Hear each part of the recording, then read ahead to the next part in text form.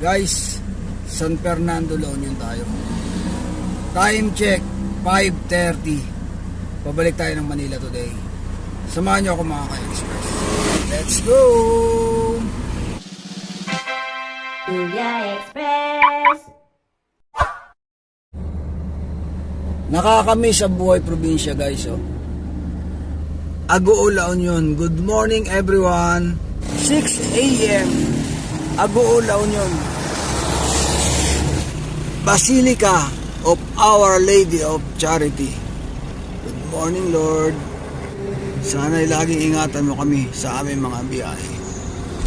Namortis na tayo, guys. Dito, guys, oh, napakaraming dried fish. Yan. Rosario, La Union. Welcome, T-Plex. Guys, papasok na tayo ng T-Plex. Medyo malayo-layo itong highway na to, guys. Kaya kung papasok kayo ng T-Plex, una, siguradong kondisyon yung sasakyan nyo. Pangalawa, mag-gas na kayo bago kayo pumasok ng expressway. Kung kinakailangan mag-CR, mag-CR na yung mga sakay nyo. Mag-merienda na rin kung kinakailangan. Kasi puro highway ang makikita natin dito. Traffic. Anong nangyari?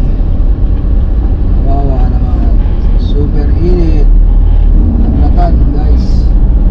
Wala man lang silang payong. Dapat pag magta-travel kayo, meron man lang kayong malaking payong sa inyong sasakyan. Para kung hindi inaasahan, maplatan, masiraan, mainit man o maulan, mayroon kayong payong na masisilungan. Minsan ang payong na gamitin kapag tinatawag ka ng pangailangan, ano?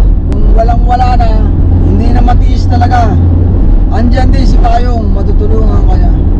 Medyo inaantok to, guys. Nawawala sa linya yun.